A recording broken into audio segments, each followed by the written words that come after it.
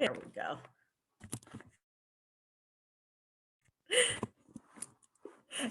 Hey, what's up, dude? How are you? Uh-oh, I can't hear y'all.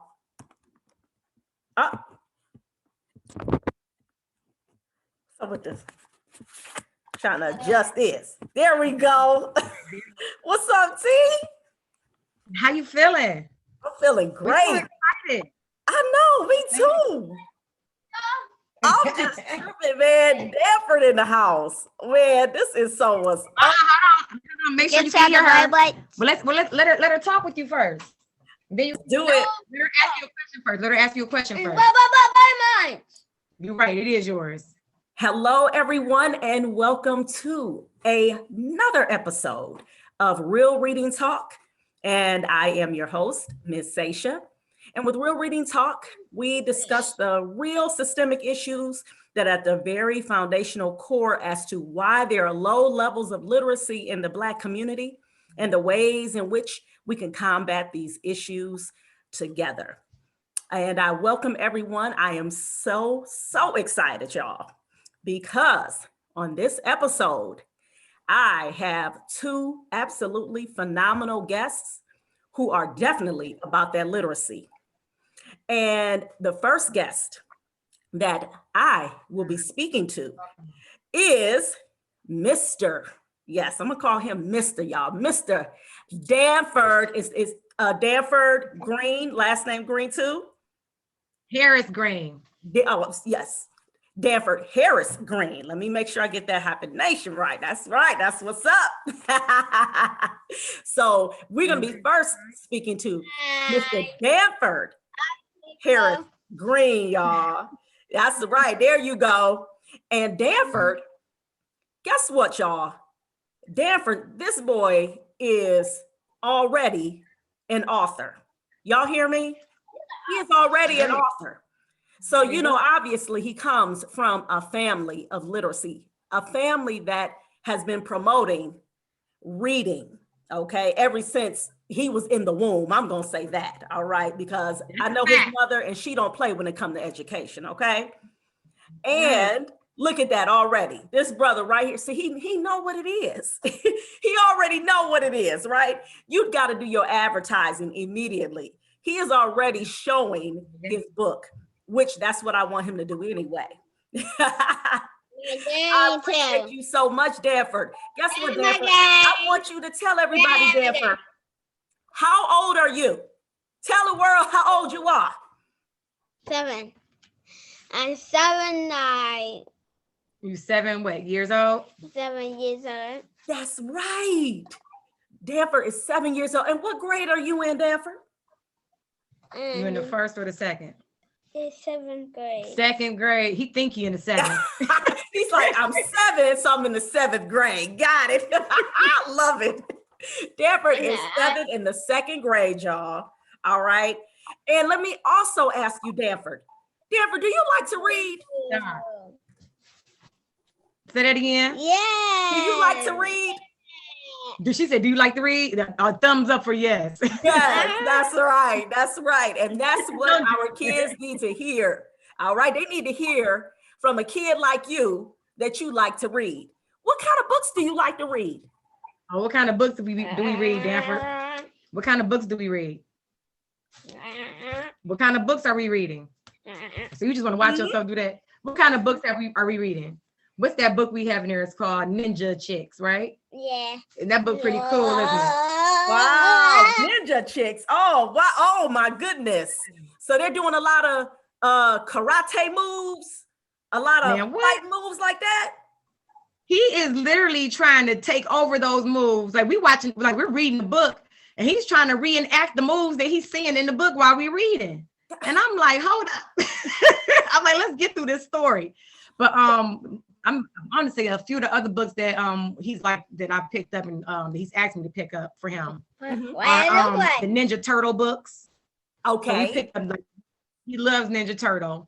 I'm trying to think.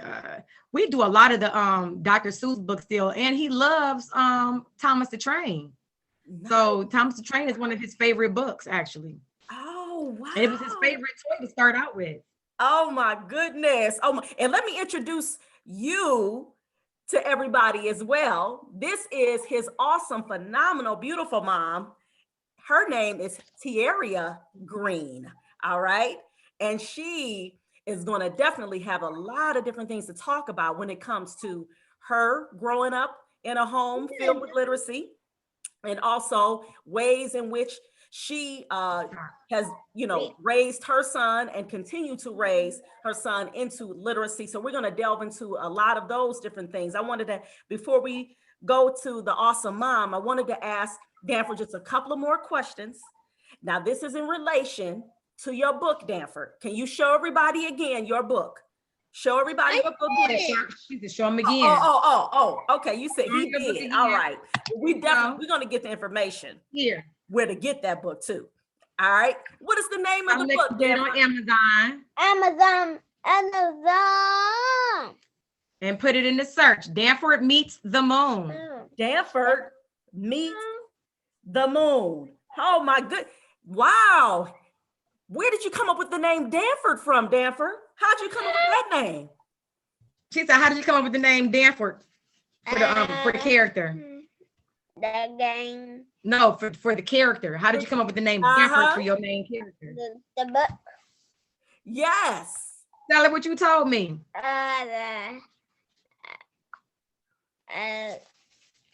To my face. He said because he wanted the character to be him. Oh my. He said it's got to be me. He said because I'm the one that talks to the moon. See, that's what oh my God. See, Danford, this is what the people want to know, Danford. This is talk to all the planets. And the mouse. They want to know. He talks to all the planets. Oh my goodness. I remember my mother just asked him. My mother just asked him, why did you choose to write about the moon? What did you tell Granny about why you chose to write about the moon? Because the moon orbit Earth. Wow. What else did you say? It was what? Wow. It was special, remember? He said he told us the moon is special. Yeah, big hole. Wow. Oh my, I mean, Danford, you are just like a little astronomer. I mean, you are so intrigued by our the moon and the earth. I even saw the picture in your home that you have on your wall. You were showing me. And too. It goes the same thing. That's like she talking about your poster right now. Yeah, your poster, man. That's what that's what I saw. When I saw that, I said, okay. I said, Danford, and I started connecting the dots. I started connecting the dots, Danford.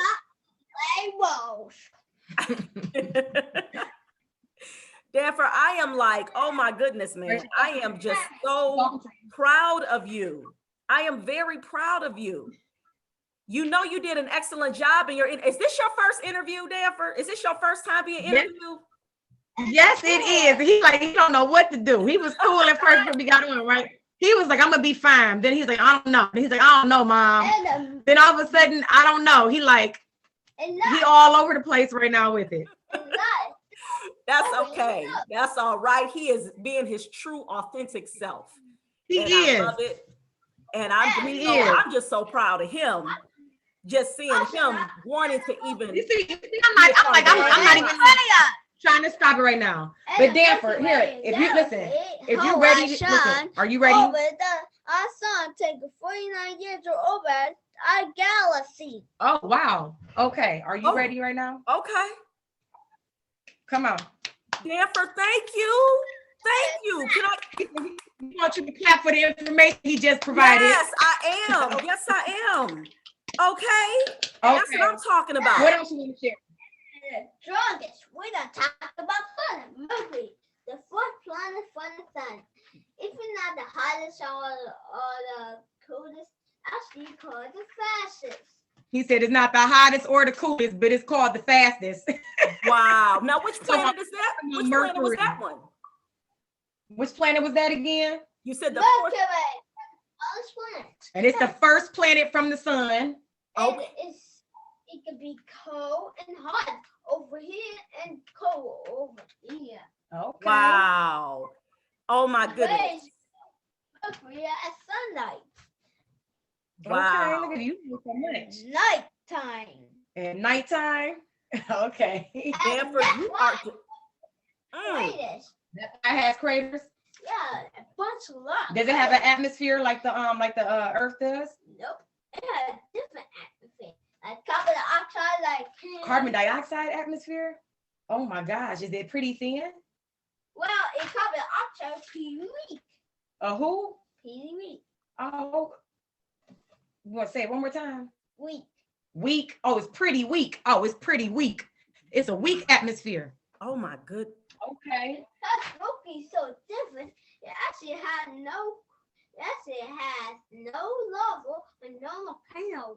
Oh wow. He said Mercury's so different. It actually has no volcanoes and no lavas. What else? And it had no land. It has no lands really. So is it like a moon kind of?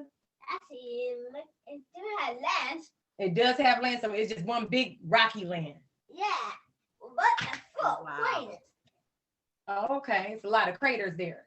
But it's not the hottest. It's not the hottest. Who's the hottest? Venus. Wow. So, oh, it Wow. had temperature for 80 degrees Fahrenheit. What kind of, hold on, what kind of degrees Fahrenheit? Are you sure it's Fahrenheit or are we going to use 80, 40, 60 degrees Fahrenheit. listen, Wow. it's about Tiairrea, 8,000 it is degrees obvious. Fahrenheit. It's up there. It is so obvious that you have him enthused and engaged with science. Right. That right there is Yes. awesome. Oh my goodness. I mean, Acid rain. Come on. He's talking about the Acid acid cloud. rain on Venus. Acid clouds. Acid clouds. What else does it have? Storm clouds. Storm clouds On Venus. on Venus. Oh my goodness. I That's mean, like ghost. That's not a planet you really want to visit, is it? Nope. I wouldn't want to visit It there has either. lava flows. And is lava flowing throughout the entire planet? Oh, that's scary. wow. And my Danford, you can act. Danford, you can teach a lot of young children about science. Yes. You could teach a lot of young children about science and about our planet and about the solar system. He quizzes children in his classroom. Oh my goodness. Why should I be surprised? Why should I be surprised? I mean, he literally is giving us a little miniature science lesson right now. Wonderful. Oh, wait, no. Wait, hold on. What's your favorite planet? What's your favorite? Oh, Earth is your favorite planet. So you know that's the third planet then. The second planet is Venus. Which bright and ready. Oh, he said, oh, my bad. The Earth is bright and it smells good, fresh air. Fresh air around. And that made a fat lash. Oh my goodness, All right. honey. Okay, so Jennifer, could you tell everybody where to find? I want him to tell everybody where to find him so he can go get his snack. Yes. Danford, Yes. please tell everybody where to find you. What's the name of your website? It's dansfunspace, right? Dansfunspace. .com. Oh, And my what's your handle on Instagram? At dansfunspace. Dansfunspace. And then what about on Twitter? It's at dansfunspace. And I got a song. Can you repeat that? You have a song. You have a song. Space Rocks. Space Rocks. Fun. Andy. Oh, from who? Andy. It's a guy named Andy that came up with this song. Yes. Okay, you can share it another time. Not fun. Okay, go ahead. Have your snack. Thank you. Tell everybody. Thank you, Danford. Oh my goodness, Danford Meets the Moon is the book, y'all. Please go pick it up from Amazon. He right here is the Right. author. And it's, I mean, you're talking about a wealth of knowledge. Over Earth, cause he could be flex from the sun. Oh my He God, reflected. He Danford. reflected. Woo. Okay. All right. dansfunspace.com, y'all. Please go Right. check out Okay, this so little listen, brother's go get your website. snack. Thank Go you ahead, so share one much, more thing. Danford. One more Thank thing. you. Mars, the red planet with volcanoes. More than the kind of Mars from Mars. What's the biggest mountain on Mars? Mars. Olympus Mons. Oh my goodness, Olympus Mons. That's a huge mountain. It's the largest. They say it's the largest mountain in the universe. It's bigger Venus volcanoes. You put many volcanoes. You can put many volcanoes on that one thing, on that one mountain. Oh my goodness. Wow. They have lava too? No? Yes. Mars has no lava. Have no lava. Oh, okay.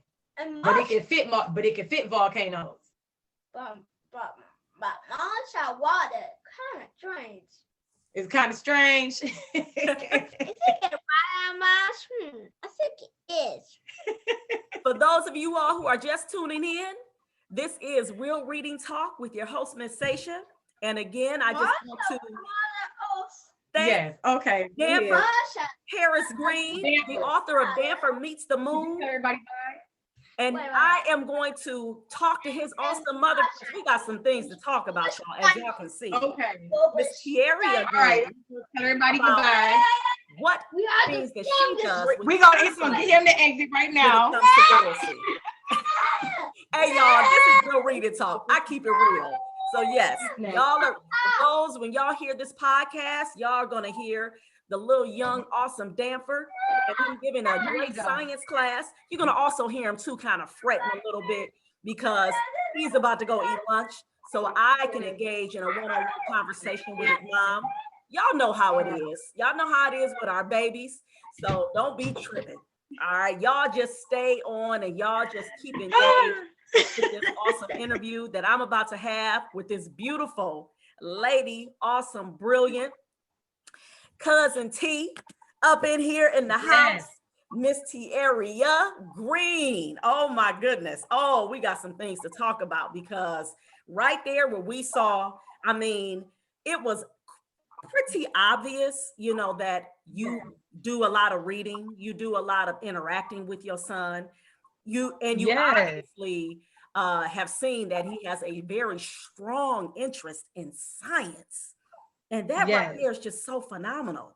But what I want to ask you first is, I want to find out about your background in terms of how you were raised when it came to literacy. Oh man, let's just start with the fact that I was born partially deaf in my left ear. And so I can't even hear properly to even hear the sounds of certain letters. When I was younger, you know, at first, you know, back in the day, you know how our parents were like, you ignoring me. So, you know, I would get popped. I'm like, I'm not ignoring you, I promise. And my mother, so when she finally figured out, I think I was about maybe 5, whatever. She's like, okay. I was like 5 or 6. She goes, okay, she's not ignoring me. She probably really cannot hear me because like sometimes I would be right by her and she would be like, hold on. She really can't hear me. Just a second. Yes. Yes. No, I'm really trying to do it. Thank you. I know how mamas, y'all know how we do. We multitask. Yes. So no problem. Here. Do what you got to do. There we go. All right. Love it. He's like, listen, let me finish. I had some other things I wanted to share. Like, if you can keep it calm, cool, and collect. Exactly. Right. The funny thing is that if his dad was here, he would be all chills. He would be just like chilling, like just giving you all the answers in chill mode. I'm here, like everything has to be animated with me. Of course, you know how they do with the moms. You know how it is with us mamas for real. Okay. Right. and it's so hard because he just melts my heart all the time. You know, we can tell exactly. That's obvious. It's like I know you just and go ahead, baby, and tell him about that moon, baby. Tell him about that Venus. Go ahead. And he just sucking it up. I love it. He do. I'm like, oh my gosh, I don't want to be that mama to get ran over by the baby. I also have to try to make sure I keep my foot down with him. But back to how I grew up with reading. We noticed I had the hearing issue, and so immediately, you know, they got me to a hearing test, right? Just to make how is she hearing? What is she hearing? How far away can she hear? Mm-hmm. And they were like, okay, well, do you want to do surgery? My mother was like, oh, I don't want you cutting on her, because they were offering to do surgery. Right. Do you want to get her a hearing aid? And they said, well, she doesn't. They're like, well, if we get her a hearing aid, things may become too loud for her. Because that back then, you know, they really didn't have like the adjustable hearing aids that we have now. Okay. You know, back then, like in the 80s, whatever, you know, they were really just starting to ramp up technology, just figuring it out for the most part. And she was like, well, what's the next best thing? They said, well, we could always work on her speech to start with. So let's start with her speech. So because I had problems with hearing, I had problems with reading in the beginning. So I had to figure out how to sound out certain letters. That's why most of the time now you hear me use a lot of diction, because I'm trained in using diction so that I can actually pronunciate and enunciate things that I really want to say. That's why with Danford, I understand a lot of things that he's saying, because I come from that. But it runs in my family though. Wow. But a lot of us had to have speech therapy, or they had to have hearing aids. We actually had a few aunts that when they got super sick, they actually lost their hearing. Yeah, completely. I had a cousin who had to get his ears flushed on a regular basis, like once a month. And because it was just that bad. So it kind of found out it runs in the family. It's a sinus issue. So it's just, you know, just learning about I guess what some people may say are like your challenges and how to work within them and how to work around them and how to make them work for you. And so we started with that. And then after we got my addiction down, my mother's like, okay, let's move on to the next thing. What else? Hooked on Phonics came out. Oh my goodness. Hooked on Phonics was like, that was the thing that took the 80s by storm, didn't it? Yes, it was running the late 80s into the early 90s. It worked for me. Yeah. It worked for me. Okay. Yes. It worked for me. And it really did. We spent so much time listening to those tapes and going through the books at the same time. Oh my goodness. I just want to thank. I apologize, you all. I'm not for sure. Okay, it should be coming right back. Does advance so much more than our peers did that were in school with us. Because I remember I even went to reading classes while I was in elementary, and that was at first it seemed like, am I different? Am I bad different? It was scary at first. Like, why am I always being pulled out of class? Like, and they were always running hearing tests on me at the school. They were just to find out if my hearing was getting worse or if it was staying the same. And it was stagnant for the most part. But I want to thank Miss Leonard. I'm not even sure if she's still alive, but she was my our librarian over at I went to Clary Westropp in Cleveland on the west side. I was gonna ask what side. Okay, that's the one. Okay. Yeah, it was a magnet school, and so we were bused over there. But it was one of the best magnet schools in the city of Cleveland, to be honest with you. One of the best. Wow. You know, the city of Cleveland School District went through so many different changes over the years. Oh yeah, for sure. You know, yep. It's just, I'm not sure Miss Leonard is, but I would just like to thank her for working with me, and she kept me interested in books. And my fourth grade teacher, who has passed, Miss Pizarnik, who helped me get into public speaking. She goes, you know what? For her to not talk that well, this girl sure talk a lot.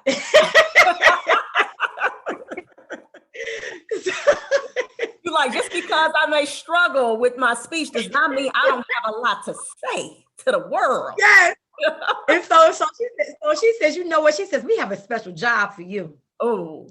Every time we had an assembly or an event that required us to have like an orator or a master of ceremony, whatever, like I would always be the one. And I was young doing so, and I had to read a lot. So the scripts I had to read, and oh man, I didn't even recognize it then, what she was doing for me. Oh my goodness, you know. But as I got older, I was like, man, this lady is amazing. And I couldn't find her. I had moved out of the state, whatever, and I was trying to look her up on like via the internet, whatever. Yeah. But she was just that right there. That's what you call being a proactive educator. When you recognize something in your students because you actually pay attention. Yep. And you're able to address what their issues are and find a way outside of paperwork. You understand? You can't just sit a child down with worksheets for everything. Thank you. It just doesn't work like that. Uh-uh. And give them a task, give them a certain responsibility where they're like, oh man, like the eyes are on me. You know, this is, oh, I'm carrying a load of responsibility. How do I make sure that I, you know what I'm saying, that I meet, you know what I'm saying, the expectations? And I enjoyed every moment of being on that stage. Let me just tell you. Wow. Being at that podium and reading those scripts and introducing the number of acts that I would have to introduce, or the number of scenes that I would have to introduce whenever they would come onto the stage, or guest speakers. It was awesome. I enjoyed that. And it truly helped me with my reading and with my speech. Wow. So that's my literature, or my literature learning to read journey. You know, from child to actually to adult, because still sometimes I'm still learning new words and learning how to say things, and every day. Exactly. And you know what I love about it, Tiairrea, is that number one, 'cause I was taking notes while you were talking about your history, your journey through literacy.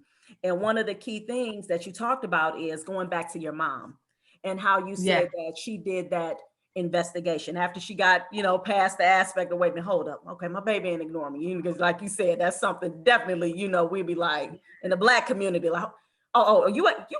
Yeah. You know, you're not going to ignore me. And so I like that aspect right there. And that's a reminder, you know, to my listeners out there, you know, to make sure that you are, if you know, you have issues like that where your child, you know, if you're like calling them or whatever the case may be, you know, hey, sometimes that could be it. Now, we ain't saying this all the time, you know, but we know that sometimes it could be it. So we have to make sure that we are in tune with our children, and we have to make sure that we are paying attention to different things like that. So that aspect was on point. And then the aspect of how you talked about how it ran in your family, you know, and talking about aspects and doing that again, that investigation. That's why it's very important for us to have that connection with our families, talk to our families about their history, which is all connected to literacy, because this is the kind of culture that we come from.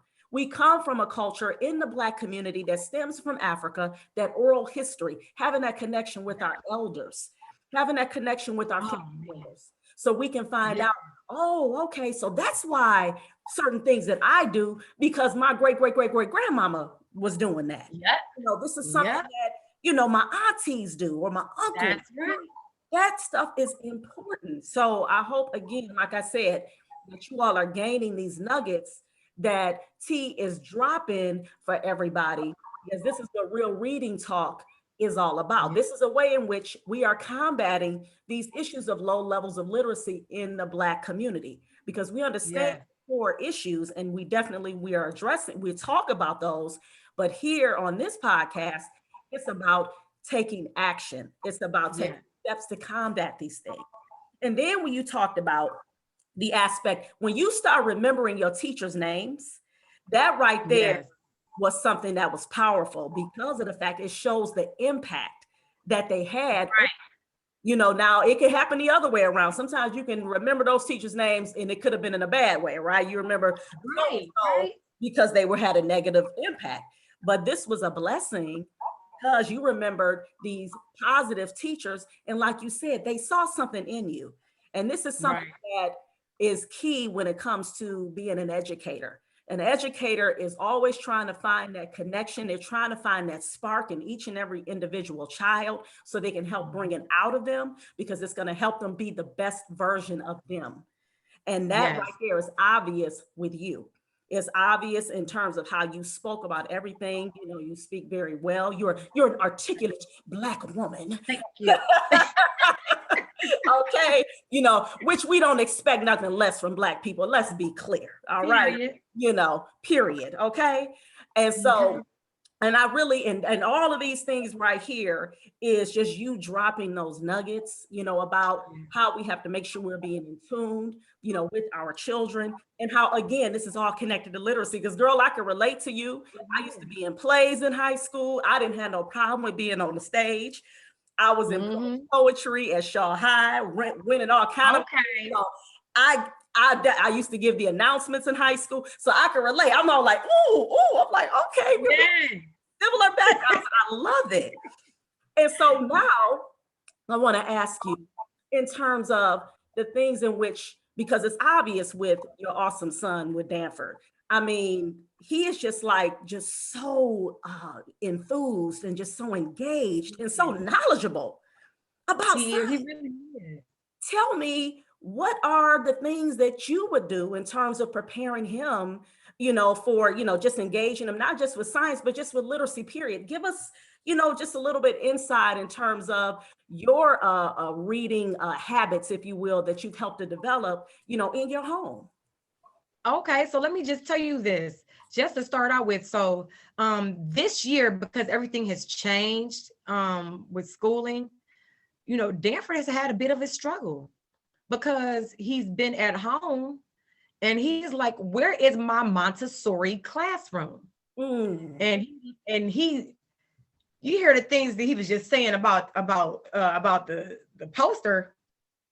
Could you imagine when I'm just having a regular conversation with Danford, and when Danford is just in his regular chill mode and he's just trying to voice how he feels and what he's thinking, this boy says to me, he says, Mom, this is not Montessori. I said, Oh, okay. Okay. He said this is not Montessori.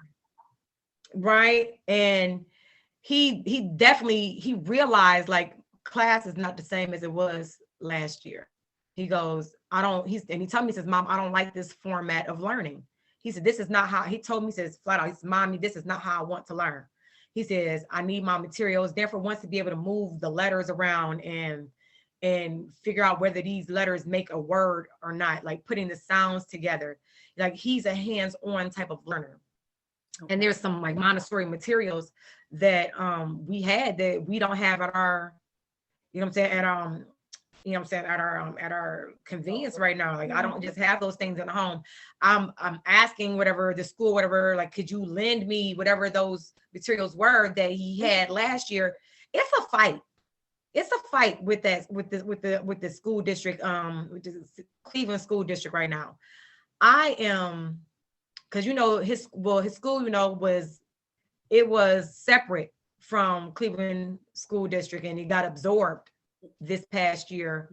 And it has been an unfavorable absorption. I think I'm saying the wrong word. What's the word? Like, I think I guess immersion, if you will. Acquisition. It's been an unfavorable acquisition.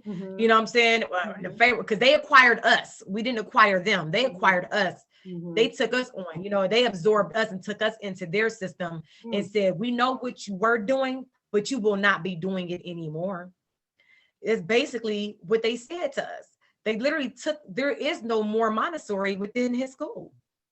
And this online learning, and there is a system for learning Montessori via online, but they refuse to actually facilitate it. Now, my thing is, if you only have 2 or 3 schools in the district that actually supposedly do Montessori, then it shouldn't be that hard for you to get this amount of materials and supplies out to the homes and families of those children that actually use Montessori. I don't see the issue. You have money to do all the other stuff. You understand what I'm saying? You're doing this and you're doing that. You're building up all these schools on the west side and you're closing down all the schools on the east side. You would think you save some money to bring in supplies for the schools that you do still have open on the east side. Okay, this is one school on the east side that does Montessori. What's the problem? It's not that many students in that school. What's the real issue? Let me go over the books with you. I'm very good at numbers. I have a degree in it. It's just, and it's hard to get parents to kind of get on board with fighting for their children's right to learn the way their children learn best. It's hard. So like I feel like sometimes like I'm fighting alone, and other parents are just like, well, whatever, it is what it is. Like, well, shoot, they on school via laptop. At least I ain't got to get up and run out the door to go take them here and take them do this. But I'm just like, but what is your child gaining? How is your child behaving now that they've been taken out of an environment that they're so used to learning in? And a lot of kids have been falling short of what they normally perform at, you know, at the level they normally perform at. And I've been watching a lot of breakdowns. I'm looking at my son's class. I'm seeing children like literally fall out and freak out about, you know, having to do this traditional based learning now. And it's so they have so much work they have to do. They have to turn in via online. Like this is first and second and third graders. And I'm confused as to why you have so much work for them to turn in via online. It's a lot. Like it's like college level, you know what I'm saying, workload. I literally we had a meeting with for my son, whatever, because I wanted him to get some help reading. They still have not given my son any extra tutoring for reading. The teacher had to step in and say, you know what, I will provide that extra time needed for Danford. When I'm like, I wanted to tell him, you know, that's not just your job. They have people that they pay on staff that are supposed to be stepping in to support you. You, the teacher, need the support. Yeah. Exactly. You have a class, you know what I'm saying? You have a class of, because he has, it's Montessori is supposed to be mixed grade, right? So one first grade, second grade, third grade. So you have all of that in there, but now you're forcing them to be traditional learners. And you have a teacher who's like, well, I was being trained in Montessori, but now I got to figure out this traditional format for, you know what I'm saying, for my students, because this is what the district's telling me I have to teach. I can't provide a Montessori format for my students. And you won't even allow me. I can't even send out the materials that my students need because you're saying that's not what we're doing. They have laptops.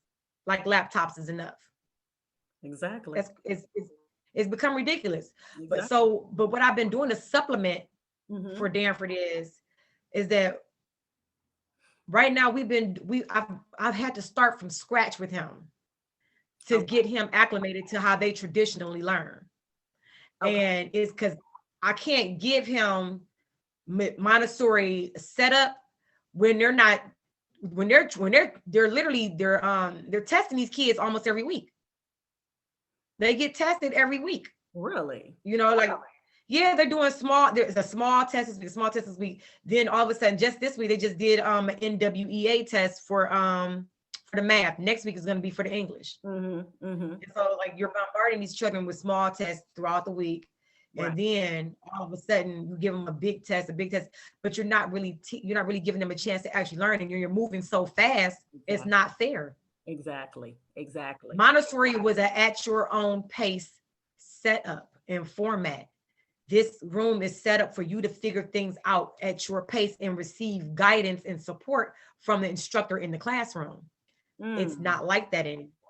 You know, it's kind of upsetting for a lot of these children. So with Danford, like, it's what are you interested in? And let's read that together. We'll go over that together.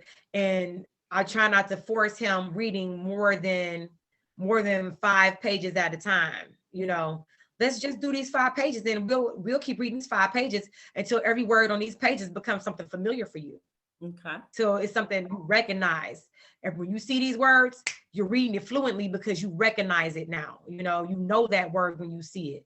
And it's a breeze to get through that word to the next word. Because sometimes, therefore, he'll see the last word first, you know, or he'll see, you know, and that's why Montessori was helping him, because it was allowing him to place those words where they belonged in the sentence little by little on his own. I recognize when I was teaching myself that not every child learns the same. And they were hitting us with this new form of teaching called differentiated. I remember they called us in and said, it's differentiated learning now.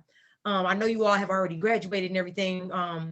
And so you probably didn't get this when you were in school, but this is what we're moving up to. And I have some new books for you all to use whatever in your classrooms. And a lot of me and my colleagues were looking at each other like, Now explain to everybody about what differentiated learning is again. A differentiated learning is when you have, say you have a classroom of 15 students. Okay. And you have a group of 5 that learn at a fast pace. Okay. Then you have a group of 5 that learn moderately. Okay. Then you have a group of 5 that are struggling. So Okay. So 1/3 is struggling, 1/3 is on target, Mhm. 1/3 is moving ahead. Mhm. But in what terms of moving ahead, right? Because just because somebody learns faster does not mean that they're actually learning. They could be just memorizing stuff Right. to Very get good. to the next thing. Very good. And then you find out, oh, you just memorizing something, but you really don't even know what you just read. The comprehension level. Comprehension. Yep. Comprehension. Right? Because I remember spoon is spelled SPOON, doesn't mean I know what a spoon is. Right. doesn't mean I know why it's used, how it can be used. Right. It is not giving me every facet of the spoon. Right. You know, the spoon has many usages. Right. You know, it's not just for you to eat. It can be for you to measure. It could be for you, you know what I'm saying, for you to dig. It could be for you to for you to balance. Right. You know, Right. and you don't understand all of everything that you can do with the spoon. Mm-hmm. See, with Montessori, you figure out everything you can do with the spoon. I didn't know I was turning my classroom into a Montessori classroom until I realized I had children in my classroom. Everybody was doing something different. And for me, that's what differentiated became for me. But for them, it was give this group worksheets on this topic. Give this group worksheets on the same topic, but at this pace. Give this group worksheets in math, but not necessarily on the same 2 topics that the moderate and the fast group are learning. Okay. And you're just like, what? Now tell everybody. And I was just like, man, this would make the class, this would make a whole. Go ahead. What is your educational background in? Like what is it that you got your degree in, and what is it that you do? So that's funny, right? This country of ours is so beautiful. So that was a heck of a statement. You know, in the Black community, right? And in the Black community, I think we've made the mistake of pushing college onto everyone.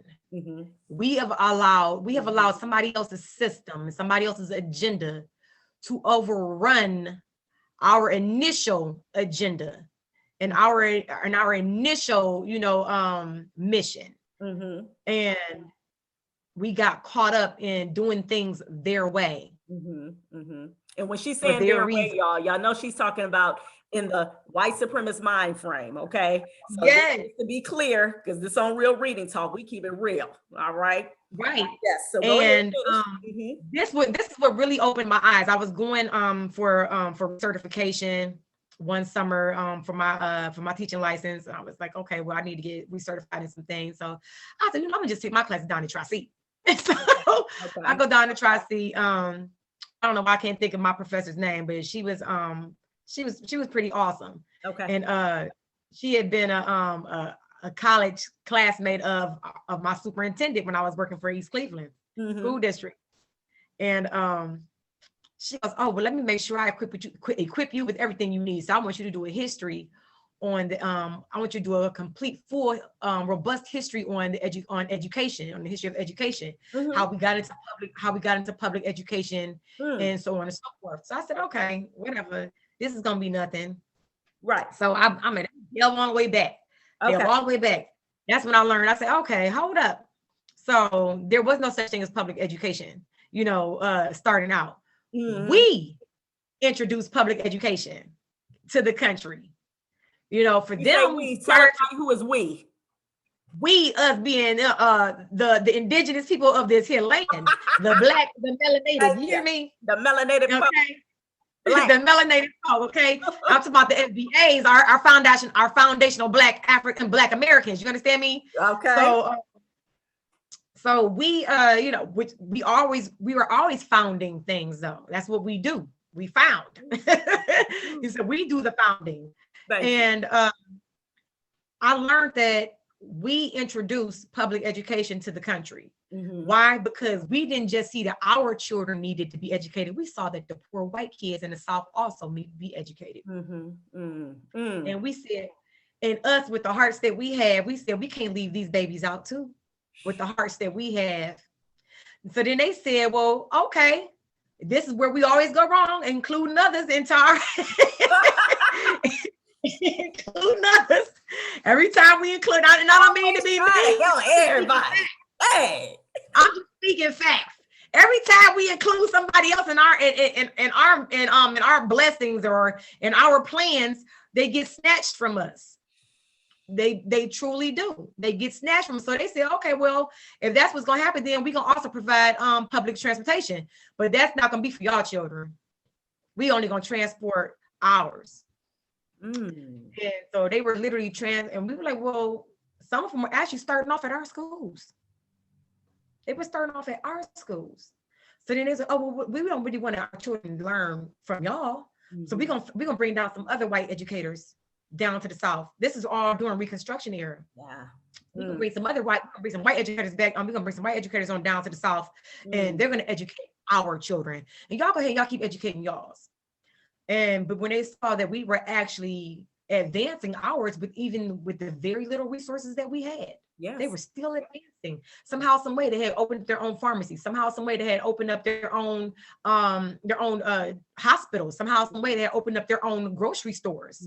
You know, and they were like, oh, they doing too much down there. Somehow, some way we have still became lawyers, even being from the South. Somehow, some way. How is this possible? How did how are these Black people able to become legislators after the war? Who is training y'all? What is going on? Why is this capable? Why is this happening? Why is this possible? You know, so I started going, oh my gosh. I said, we might be in trouble. Because when I thought about what we started with and where we are, I said, oh my, how do we get out of this? I feel like we're in a rut. How do we get out of their system and into our own? Right. So right now, I feel like that's where we're stuck at right now, figuring out how to get out of their system into our system, how we are going to teach our community. So we've been taught that from their system and from their agenda, their mission. Oh, you have to go to college. And college may not be for everybody. Some people are just entrepreneurs. So I got forced into college, literally got forced into college. I had my mom and sister came and told me, girl, you don't get about my sister's house and go register for school. I'm going to fight you and I'm going to win. I'm just telling you. And I was just like, oh, well, do I have a few minutes to get dressed? Can I get myself together?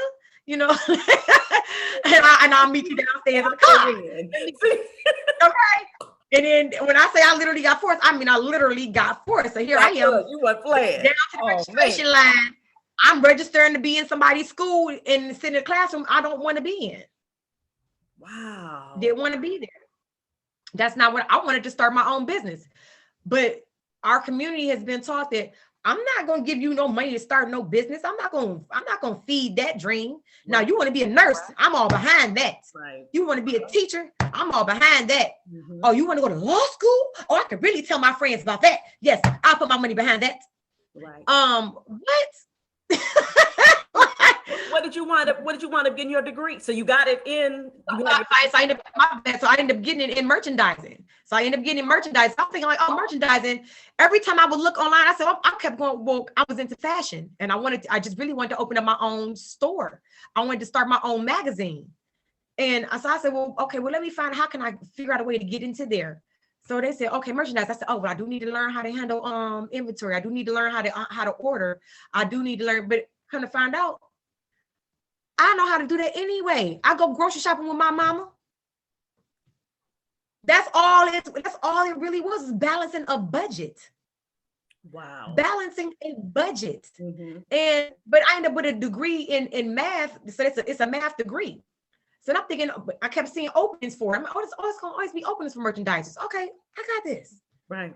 I started applying after I graduated. You know, they were trying to refuse to give me my honors and everything that I was graduated with. Like, when I tell you, I've been fighting my whole life Okay, I've been fighting for justice my whole life. I'm so serious. Hey, that's the story of the Black person. Okay, I've been Okay. my whole life. It's like My whole life, I've been fighting for justice. right. And so I ended up with a degree that they were afraid to give me my just doing, my position. They didn't want to hire me in what I was trained to do. It was truly a struggle to figure it out. So I'm like, oh my gosh. So I finally got a job, but I was one out of four Black people hired in this company. And they put me directly underneath a Black woman who did not go to college for merchandising, but she had made it into the associate merchandiser position. She thought I was coming to take her job.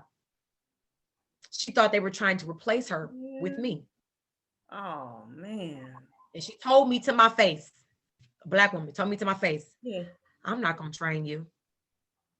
What? Told me to my face, I'm not going to show you nothing. I mean, she meant it. She meant it.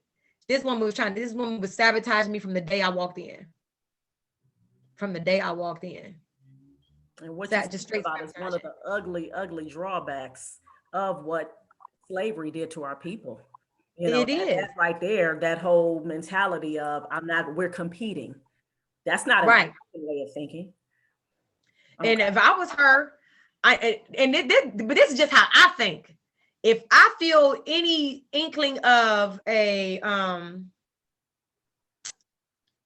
you coming to replace me in my mind, you know what? Let me help this sister move on to the next job. Okay. So what I would do is I would train you, and then I would put out a resume for you to other companies.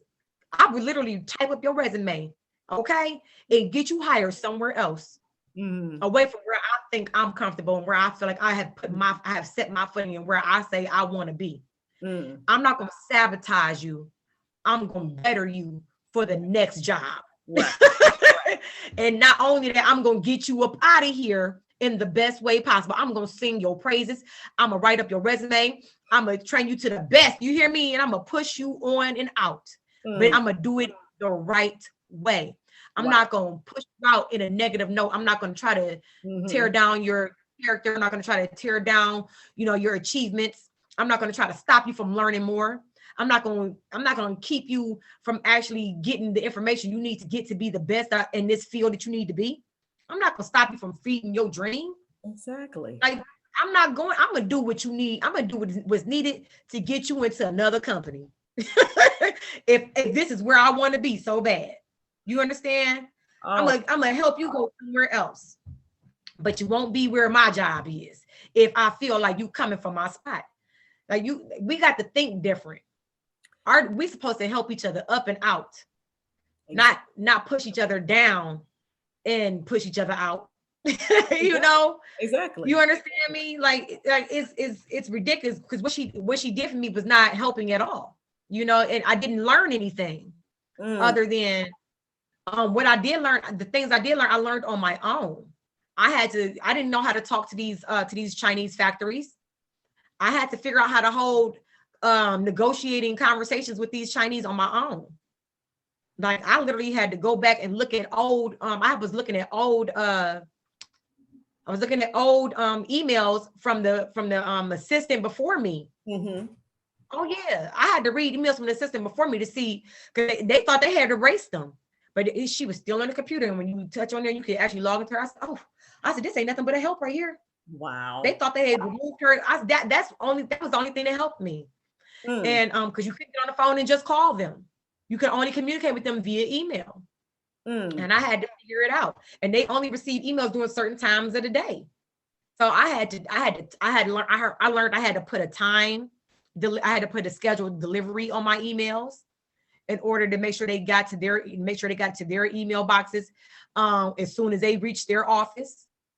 Oh yeah, I had to figure all of that out on my own. It was crazy. Wow. It was crazy just dealing with that. But back to I ended up teaching because after I left from there, it was hard finding another job in merchandising. Okay. Like my name was too Black for them. Then it became I thought you were they thought I was white because my conversation is so professional, but they wouldn't say they thought I was white.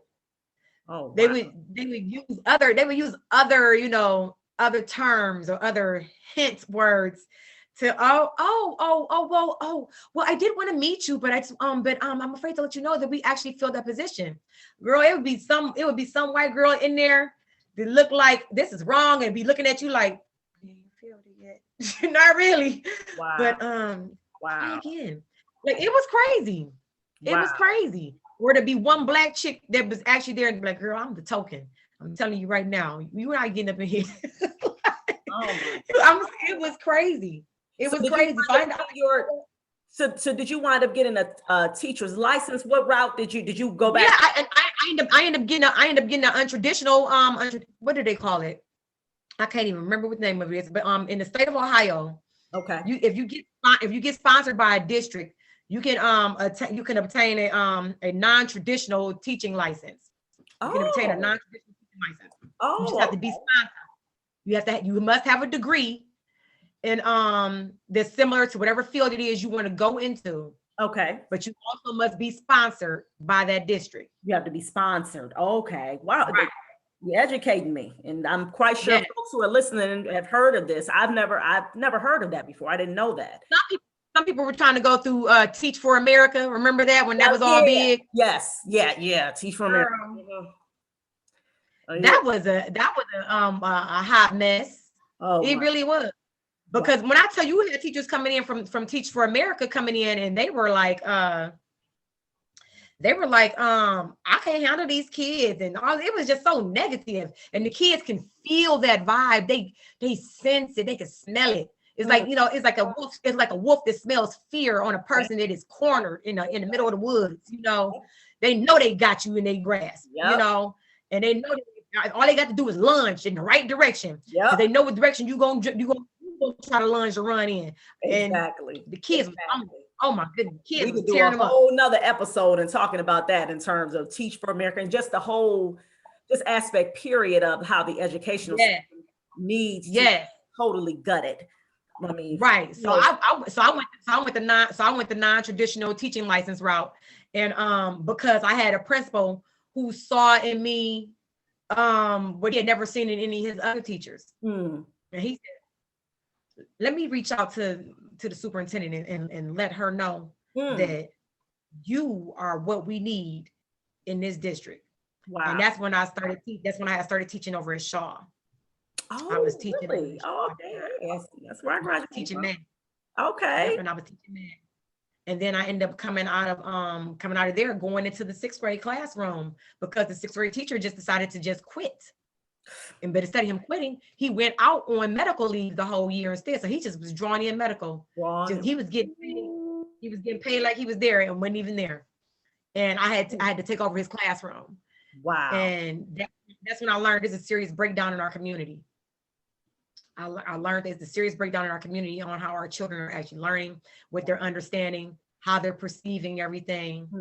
And which in a nutshell, really, again, what we have to understand is that when our children do not have that basic foundation of reading, then it transcends into all the other subject matter. So if our children are just like how you talked about in terms of having those conversations, just like how we saw you in the beginning of the podcast of Real Reading Talk, and how you were talking to Danford and how he was explaining to you this and you're listening to him. All of these things, our children are learning that. They're learning those reading skills right there, because the first aspect of reading is not you opening a book. Really, the first aspect of reading starts with the listening. That's right. Listening, then speaking, because you think about it as a baby is just, hearing those sounds. They're hearing, the moms and the dads and people around them talking to them and, all these different things. So they're hearing the sounds. And after that, the speaking comes. Then they're trying to mimic. That's when we see the cooing, because they're following, they're looking at our lips, they're seeing us. So they're trying to produce those sounds. So that's the aspect versus listening, then the speaking. Then you start showing them the letters. Then you start That's showing right. them. That's when they start getting 2, 3 years old, depending upon how mature your child is. Then you start showing them the letters, and then you start connecting the letters to the sounds. This is Right. I actually started Danford. Right. I right. actually started You know what Danford I'm saying? with big words. I started him off with big words just to start with, just so he could have a comprehension level. You know what I'm saying, of the even smaller words. Okay. Okay. So that's I okay. started him off with that first. So I gave Danford an app. I can't even think the name of this app right now. But I started off with an app where it gave him what the letters sound like, but then it also it had a partner app which gave him words, and it would give him a visual of what these words actually meant. Okay. And it would also and it would help him, it would read the definition in a sentence. So therefore he would follow along with the sentence. So he found the word, the word that was supposed to be being defined, and he would touch on it, and he would love it, because he liked to see the visual part of it over and over and over. So I built up his comprehension long before I built up his reading skills. Wow. Wow. See, and you know what? And now what you're doing for me is you're making me segue into 3 tips I would love for you to give to our audience. 3 tips, 3 different things that you do with your son that people can implement in their homes when it comes to literacy. So just give us, 3 things that we can walk away with, knowing for those of us who are struggling, who are trying to get their kids into reading, or kids who are struggling, like you said, with comprehension, or different things of that nature. Can you give us 3 tips that you do with your son that we can, please everybody write these tips down. I'm doing it right now. So the first tip that I will always give is start with your child's comprehension, because that was key. That was key for me with Danford, is making sure that your child has a level of understanding for what it is you're ready to even present to them or introduce to them. You want them to know, or you want them to know what you're talking about with them. Avoid all baby talk, especially if you have real young ones. Avoid all baby talk at all costs. Try not to baby them when it comes to their comprehension.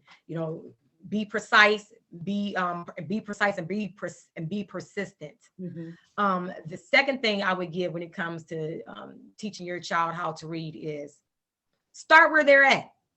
Figure out what they know. Because you've built up their comprehension first, you may not know what they already know. So the next thing, figure out what they know, and then start where they're at. Once you figure out what they know, and then you start where they're at, you can build so much more from there. So the third thing I would say is make sure that you're always pointing out words wherever you are. You're in the car, like that. Play I Spy with words.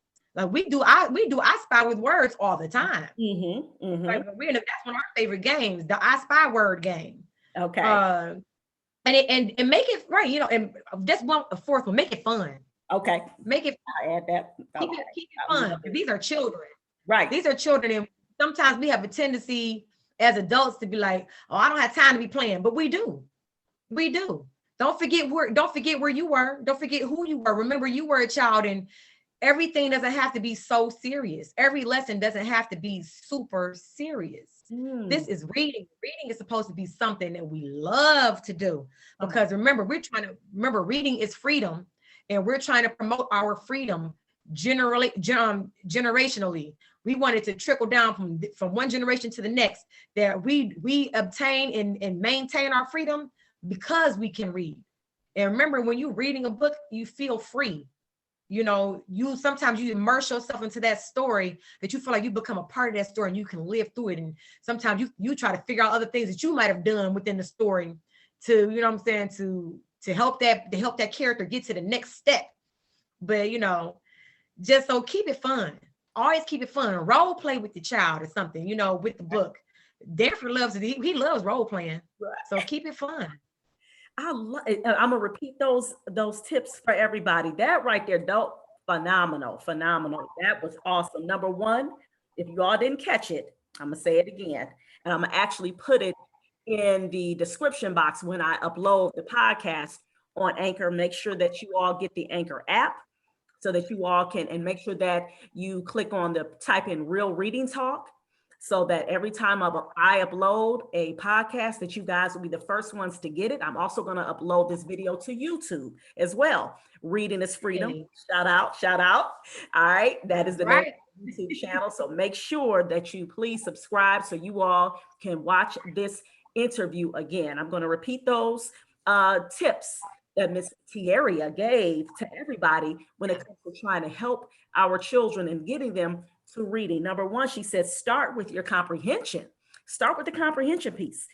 Knowledge and avoid that baby talk. So making sure that our children understand things. And I have to say something to y'all on that one. For real, I agree with her wholeheartedly. I agree with all the steps, but that one right there stuck out because it reminded me of my oldest child, my son Shoaib, who'll be 24 in a couple of months, God willing. And yes. And so, and I remember, I was intentional about not doing the baby talk. I remember teaching him, hey, look, this is a cup, cup, don't say that or ba or ba. No, this is a bottle. I was intentional about that. And he did. He was speaking very right. Don't nickname stuff. Call it what it exactly. is. Exactly. So that right. Call a thing to thing. Yes, on point. And then number two, start where they are. Meet them where they are. And you hear that a lot, and that is so true. Meet our children where they are. So you got to start just like with Danford, as we see. Danford is so engaged and enthused about that science. And his mom did an awesome job by saying, hey, guess what we gonna do? We are gonna make sure you are the author of this book talking about your favorite subject or one of your favorite subjects. And you got a lot of knowledge on it. So she's right there. She is practicing what she is telling us. Number three, pointing out the words wherever they are, playing games like I Spy. That is an excellent one. That is something, I know I remember doing a YouTube video about that, talking about how where you see all of that, the literacy around us. So when you see the different words, that are printed, like, of course, it's a, speed limit signs that we see, stop signs, all of that. So that teaches them a lot of things. And then the last one, girl, I love it. Make it fun. And that, come on. When you say, it's like, and we know it, again, this is Real Reading Talk. We know, especially in the Black community, and we understand things are serious. We get it. We know this for sure. That's why I said we got to have this podcast. But at the same time, we have to make sure that we are teaching our kids that it's okay to chill, relax, have fun with our everything. Don't have to be so just rigid in these serious conversations. Enjoy your story. Enjoy your book. Yes, exactly. Yes. I love it. Oh, that is a great way to end our podcast. Oh my goodness, our episode. This was just phenomenal. I would love for you, please, though, you have to tell everybody once again, the name of the book, where they can get it, and all of your social media handles, so that we can make sure that we're following you, making sure that we are going to the website. And I want everybody, please, to make sure that you guys pick up that book. I'm going to be purchasing it myself to add to our library. Please, I want everybody to do the same. Go right ahead, T. Okay, so the book is again called Danford Meets the Moon. There we go. Danford Meets the Moon. Yep. It's by Danford Harris-Green and co-written by his mother. And it's also illustrated by we have our cousin who illustrated the pictures of this beautiful book. I just want to show you some of his artwork. Ooh. Right? You got to keep it. You got to keep it in the family. Yes. Awesome job with this book. Okay? Oh my goodness. Y'all see I love it. His name is Davon Brantley. And Danford says, visit me at dansfunspace.com, where you will also find a link.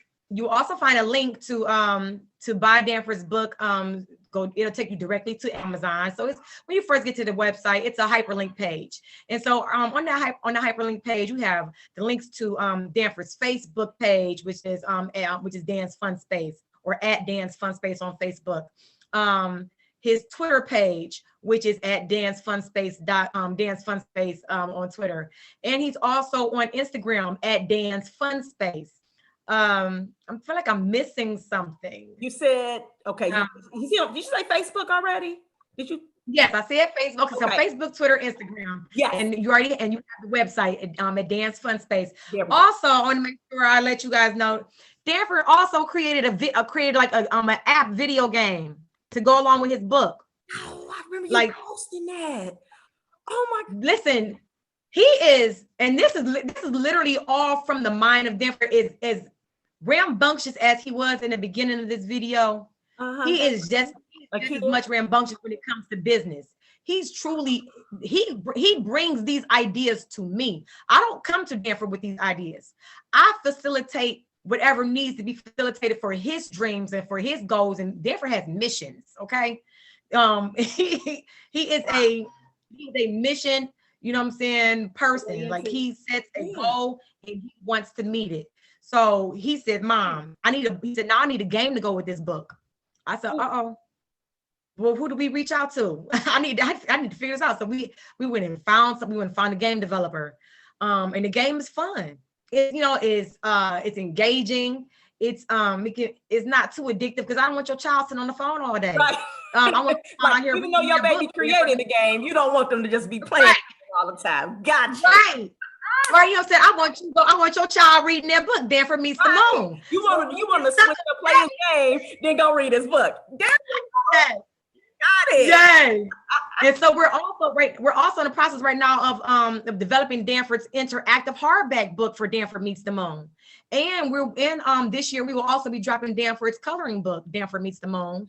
And February 3rd, there will be a live reading by storyteller Kayla from Chicago. Love her. Oh my gosh, I love this lady. She is so beautiful.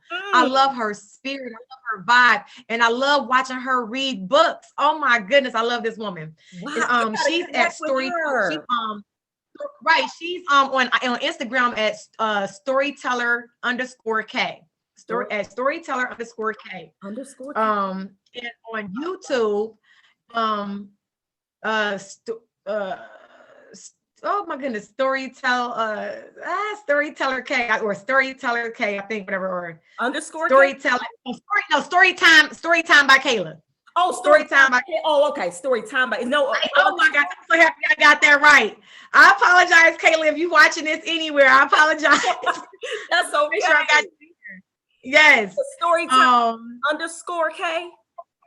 Okay. Storyteller on Instagram, Storyteller_K. Oh, okay. It's different on Instagram. Then it's right. Okay. And on YouTube is Storytime with Kayla. Storytime with Kayla. Got it. Yes. And she has just the most infectious song. It's story time. It's story time. I love it. So I love watching her read. Oh my goodness. Yeah, we watch her read books all the time. We love her. So Danford was like, and it's so fun. Danford spoke this into existence. We were watching stories. We watching a story about her. Okay. Watching her read a story. And because we follow her on Instagram, and he goes, will she read my book one day? And then she popped up in our DM. I said, oh boy. I said, he spoke that. Wow. Danford. He's willing his future. And not only that, he wants us to work on a toy to go along with his book and his game. Wow. This is all from his mind. And I'm just here to, that's why I'm always working. I have like 15 jobs and I work for myself. I don't work for nobody no more. I walk away from the school system. I'm working for myself.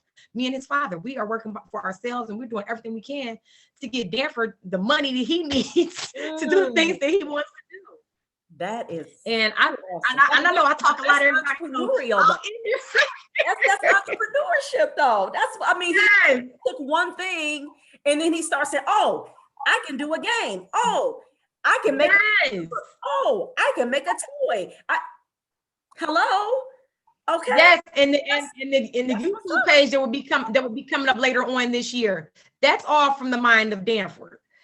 He wants to do science projects on his YouTube page because he's into science, and he wants to do pretty much almost everything. He wants to try to correlate everything to space. Wow. He's listen. And right now he's our learning children about need. Our children yes, need to have that science mind. They need to be thinking more in that direction. That right they there, do. part of that STEM right there. That is so great. And then what better, young person than is to see than our young Black boys who are doing that. And they're making science fun. That's the key thing too. Because a lot of times, I'm just gonna keep it again, real talk. When I would think about science, when I was learning it, it was like filled with too many facts. You know what I'm saying? It would just seem boring. It was just like, okay, here we go. Let me get through this science class. You know what I'm saying? Yeah. You know what I mean? For real. I couldn't figure out chemistry to save my life. Come on, man. I barely passed. I knew I needed to graduate. And I was like, alhamdulillah, I'm glad I got it. But it's like, here it is, Danford. He's making science fun. Yes. What's up? Yes.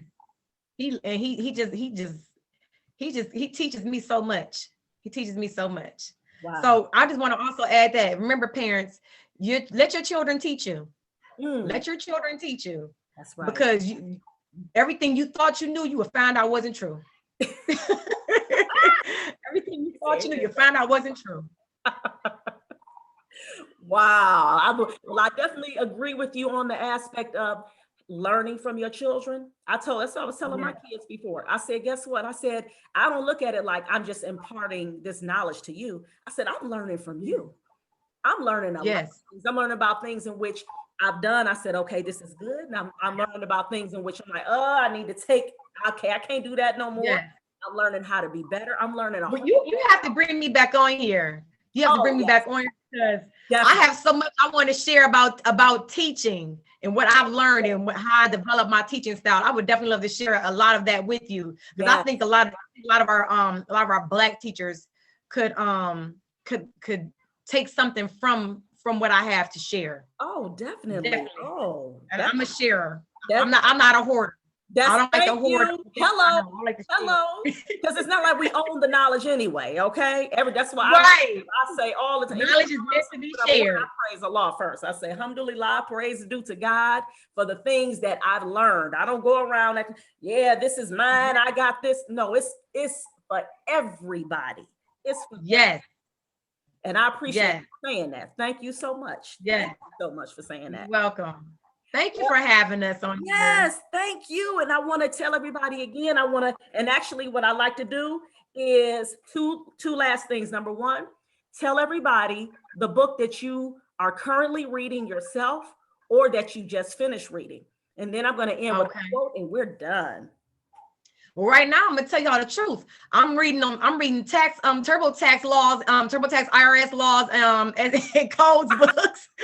Good. Hey.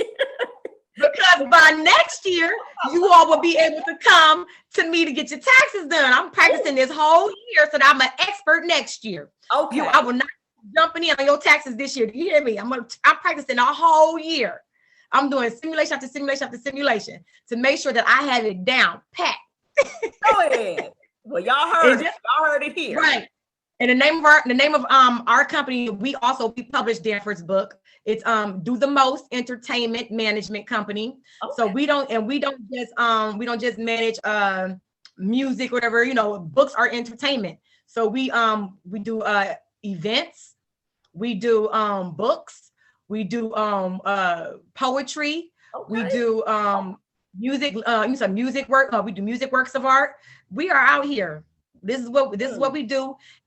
And we also have Do the Most Property Management. So look me up on Facebook as Cousin T, on Instagram under the _T_area. Okay. Spelled the correct way, AREA. Okay, AREA. Okay, I'm like, is it part of her name? Okay, so T_AREA.